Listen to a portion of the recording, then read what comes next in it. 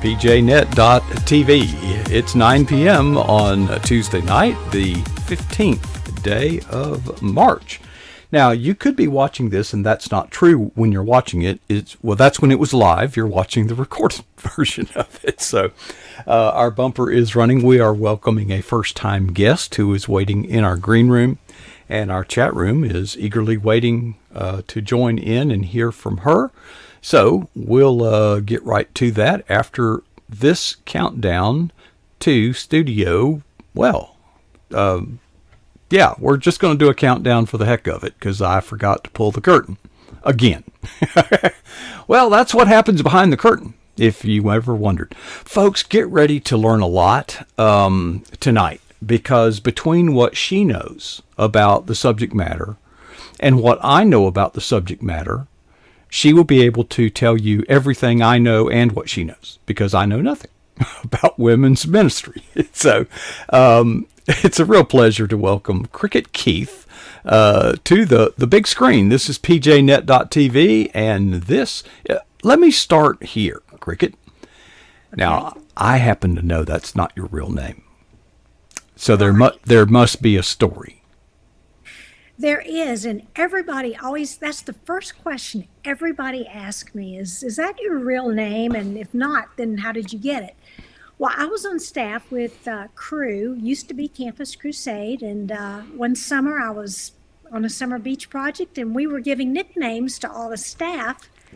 And one day, several of us were playing tennis, and one of the guys said, I know what we're going to nickname you. We're going to nickname you Jiminy Cricket, because you're little and bouncy, just like the Disney character. Uh-oh, did I freeze? No, actually, you're looking pretty good on this end, so pay no attention to what you see on your end. You're looking fine on this end. No, you are frozen, so just let go and grab it back, and you'll be there. And we'll wait. Folks, Crickett is first-time guest here on pjnet.tv. I'm going to reset the connection. Give me just a second here. I'll close the curtain so you won't have to see all the ugly butchery going on. And I'm going to literally, okay, good. And we'll just wait. There she is. Aha. I'm sorry. I kept talking, just thinking maybe it was just on my side. Yeah. Well, it took a while for it to impact us here, but we're back on. And okay, you were saying that you were named after Jiminy, or nicknamed after Jiminy Cricket on the Disney. Because I was little and bouncy, like the little Disney characters, just kind of little, bouncing around, and they loved it. And wherever I went, I mean, somebody had known me that summer as Cricket when I went to my next campus, and they went, this is Cricket. And so it's just followed me. Even when I came here to my church to work, they asked me, do you want us to call you Janine or Cricket? And I said, well, what do you want to call me? And they said, we'd really like to call you Cricket. And I went, that's fine. So it stuck. Now, how long ago was it when that name was conferred upon you? Oh, gosh. I was in my 20s, and I'm not going to tell you. So roughly 5 years ago, something like that. Yeah, 5, right. Maybe 10 years ago. So I've had it for a long time. My legal name on checks and my driver's license, my passport, still Janine, but just Cricket's my nickname. Well, I'm sorry to be another dull host asking the same mundane questions, but I was curious, and I didn't think that was illegal. Well, I knew it wasn't because you've sent me an email, and you've seen my real name, right? So yeah. I knew the truth, but I didn't know if that was a secret, or sometimes authors adopt pen names, and so I didn't know. This came along before I started writing, so and it's sort of an endearing name. I mean, people seem to just love it. And so Janine sounds like I'm in trouble. I mean, now it sounds, when I hear that, I think, I got to pay attention. It's like your middle name when your mom said it. Yes. Yeah, this is serious. This is very serious. Now, you already kind of preempted you started out your ministry journey. I guess you started out with Campus Crusade for Christ. Was that coeducational when you were involved? Yes. There were men and women in Crusade. That's what you Yeah, mean? right. Yes. Co-eds. Yes. Yeah. Yes. The Yes. Okay, because now currently your focus is on women's ministry. So I'm wondering, Right. was there a transition, or was there a new calling, or did you just get old? I don't know. What's the No, story? no, I'd love to just share a little bit of my journey of just my walk, which might explain. When I was a little girl, I grew up in a Christian home. I came to Christ at the age of 9 through my church and my pastor. And I loved the Lord. And I wanted, even as a little girl, I wanted to be a teacher of God's word. That's just, I would pull out the little nightstand in the bedroom and stand behind it with my daddy's big black Bible. And I would just start preaching, thinking, I felt like that's what God wanted me to do. And so all through high school, junior high, I loved the Lord, loved to teach Bible studies. And then I went to college at LSU, which is a party school of the South. No, And FSU is. But oh, anyway, FSU, okay. Well, LSU was at the time. And I just had this need to fit in and to belong. And I didn't know any other Christians. And so I kind of strayed away for 2.5 years. And then a girl on staff with Crew or Campus Crusade at that time came into my life, talked to me, and just helped me understand that I was sitting on the throne of my life and not letting him be Lord. He was in my life, but I was running my life to fit in. And she started discipling me. I turned my life and said, Lord, I want you to take control. Gave him every area, and he turned my life around and started getting involved in Crusade. And as soon as I graduated from college, I knew what I wanted to do with my life. I wanted to disciple women the way Bonnie discipled me as a college student. And so I just said, Lord, I know I've graduated with the medical degree in medical technology, but Bonnie made such a difference with me. I want to do that with college women. So I went on staff with Crew and worked with the college girls. Women on for 6 years, and then I went overseas for 4 years, and still worked, with women. And then I came back to get another medical degree in working in surgery, and then stayed in ministry the whole time, and then decided that I wanted to go back into full-time ministry, not just have ministry on my leftover time. a hobby. And Yeah. yes, so I went to seminary at Dallas Seminary and felt God was calling me to continue working with women, but not children or not college anymore because I was older.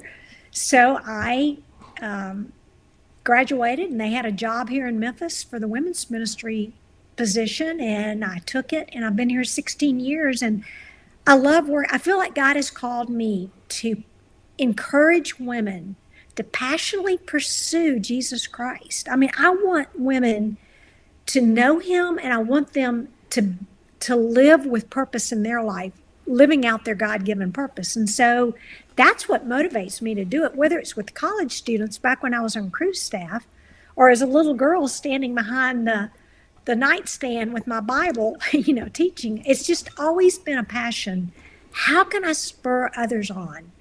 And I get to do it with all ages in women's ministry. We have women in their young 20s, and even some of the college students, and then all the way up to 80 and 90 years old I get to work with. So it's a joy. Amazing. Now, Cricket, I have worked with a lot of churches, been involved in, as a member in some churches, but involved in associational work. You know what that is, with over 50 churches. And I never encountered a director of women's ministry per se. Now, there usually was a strong leader, Right. but there was no staff position. Yeah. But when I called you earlier today, when we spoke earlier, you were in your, quote, office at the church. Right. That's an unusual church. Well, actually, not as much as it used to be. Yeah, but I'm there from the are- sticks. I mean, There, there are a number of churches, and even here in Memphis, a lot of the larger churches, even some of the smaller churches, have women's ministry directors, and they may be part-time. Like I met with one of my disciples from years ago when I was on staff at Crew. I met with her today. She's the women's director at her church. And Well, she's the director of women's ministry at her church. That's what she said, folks. And let me guess, Cricket will be right back as soon as we, reestablish a connection, which seems to drop out at a interval of 5 seconds or about every 5 minutes.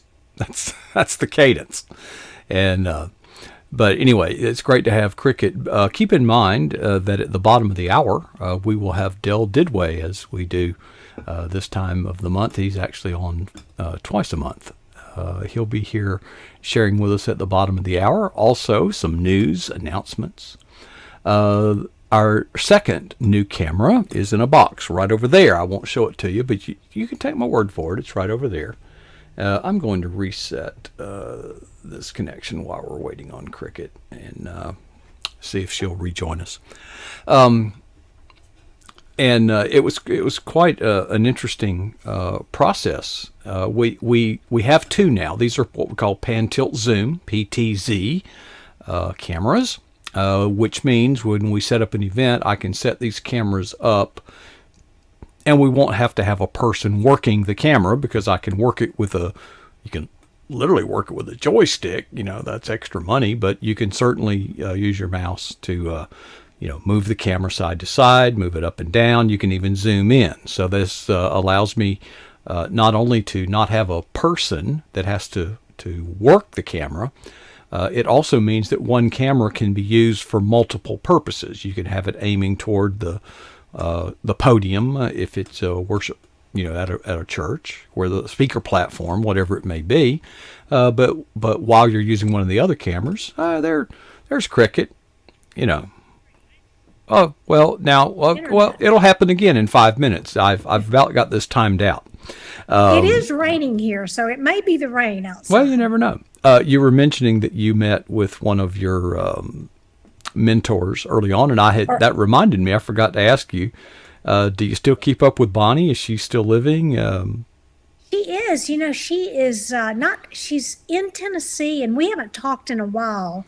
But I always think about her, and I'm so grateful for her. And actually, I would love to get together with her after all these years and just thank her to her face for meeting with me. And so, and I still, like today, I met via Zoom with one of my disciples from Western Kentucky when I was on staff, and she's the new women's ministry director at her church. And so she was just asking questions. And so it's, some churches don't have a paid position. My church here in Memphis does, and I love being part of the team. I love being helping, think through how do we make our church really united and work together. So I love women's ministry. It's where my heart is. So I could share you some horror stories about men's ministry. Yes. What is your horror story for women's ministry? Oh, let me just say, I think one of the hardest things in women's ministry is trying to please everybody, because when I first came, I changed a few things, and change isn't easy for anybody, but I don't think it's really easy for women, especially.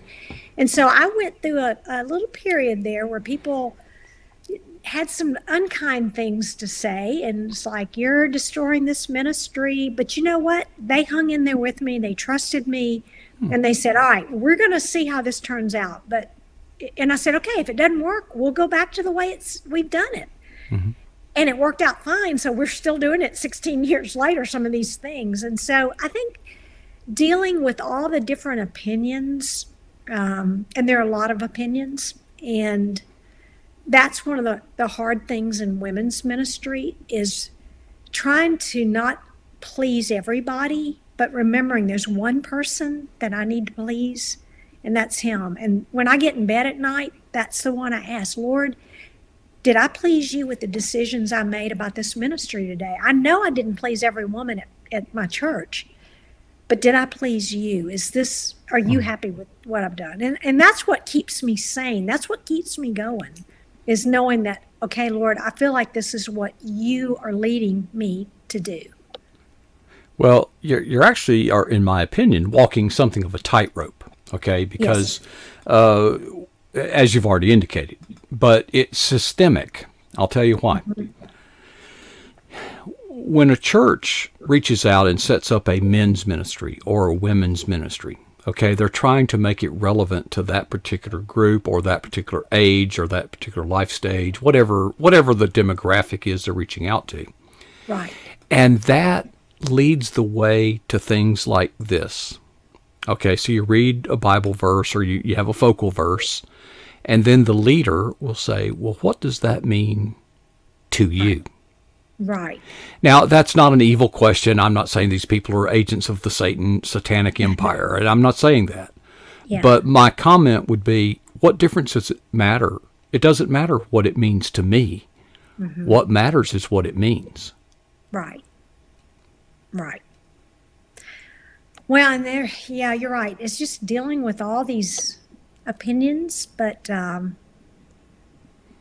will say that I've been blessed at the church that I work at, and I love it. It's been a gift from God, and I've seen lives change. We were multi-generational, and that's what I would love to see, in every church. I mean, that's what, just that when I came in, I thought, Lord, I want this to not just be one group, one segment. I want it to be multi-generational, that where we provide environments for women to come and then build natural relationships that just sort of, hey, could we go for coffee, tomorrow? Would you disciple me or mentor me? Instead of me pairing up women and saying, okay, Susie, you go with Jane over here. That just doesn't usually work. And so, or sometimes it does, but organic mentoring and discipleship just seems to have a longer lasting effect. And so that's what I love doing. I love providing those opportunities for women to be in small groups or gatherings where they can meet people. And then as they click or think, gosh, she's got a similar story, I'd love to talk with her. So that's what I see my job as, kind of, just kind of moving people into the right places at the right time. Well, you're making me think about, times I've sat in what we call Sunday school. Other churches call it small group Bible study, but it's, it's the same thing. Right. And sometimes people will offer praise of how close our fellowship is and how, how we help each other. And not that I believe that statement to be contrary to the truth, but I always challenge it and say, really? Because the only time we spend together is 1 hour on Sunday morning. It's those organic conversations, and meetings and fellowship that occur outside the walls, outside the confines of the institutionalized programming that the church has, sponsored to program. So I think you're right. I'm a little bit worried about the time, but I know that we spoke about a subject early today. And you didn't know if it was going to be something the Lord laid on your heart or not, but we've got a couple of minutes. So I wanted to let you just wrap up with whatever you want. We do want to mention your book, Before the Throne. It's pictured behind me. And that book, is it pre-order or is it actually published at this point? It was published March 1st. It was released March 1st. But it's very recent. And yes. And this is a Bible study, not a devotion. Right. It's not fiction. Not fiction. Definitely not fiction. It's straight from the Bible. So this would be is this like a leadership guide for a small group that you can go through together? Yes. You could go through it on your own, but it's where you sit down and you have 5 days a week and you study a passage that day and answer questions. And then I have a time for you at the end that you really reflect on, okay, so I've read this, but how does this apply to me? I mean, how does this impact my life? And so it gives you something to think about at the end of each day, but it gets you into the Word. I don't give a lot of commentary. I want you to dig into the Word and study on your own. And Amen. So I don't tell you what to think. Just teach how to think, not what to That's think. that's right. I'm going to finish up with a question now. If you want to answer something on another topic that we might have, Okay. okay, the Lord, because we've only got a minute, we've got to get out of Okay, here. minute. But here's my question. If you choose to answer it or Okay. make up something entirely different, Okay. there are scores, there are legions, thousands of people that are involved in ministry and even leadership in ministry, as you have been most of your life. Almost very few, almost none, write a book. Why write a book? I never had the purpose of writing a book. I started writing Bible studies because my small group in Dallas, we were doing some already pre-written studies, and there wasn't enough discussion to make us think. There weren't enough open-ended questions to really make us wrestle with the scripture. So I started adding questions, and then one day one of my girls, my Bible study girls, said, "Cricket, why don't you write our next Bible study?" So I thought, I think I'd like doing that. So I just started writing for my small group. That's how it started. And then it just, when I went to seminary, one of my seminary professors said, "I love your Bible studies. You need to get this out to a larger audience." And so one thing led to another, and that's how. So I never had the idea or the dream of being an author or writing a book. I just wanted to spur women on in the study of God's Word. And it just happened to get out to a broader audience. Well, Cricket, I am grateful that the Lord has used you the way He already has, and He's not done, I don't think. I hope not. I hope not. And whenever you would like to come back and share on a topic, we want you to know. I'll keep the light on for you. Okay, We'll have that. But thank you for sharing, and we'll be sure to check out your book and everything you do, and we look forward to whatever God has in store for you next. Okay, thank you very much. I enjoyed it. Amen. Thank you, Crickett Keeth, here on pjnet.tv. And gosh, we're just getting started. It's only 9:22 in just 8 minutes or so. Del Didway will join us on this very big screen here at Studio 33 Alpha. We'll put his book cover up, though. So I've got some little work to do. While I'm doing that, don't touch that dial. Stay here. Ask yourself these two questions and answer yourself honestly. What is the boldest thing that you've ever done for Jesus Christ? Then ask yourself the question, how long ago was that? And then challenge yourself to never be satisfied with either answer.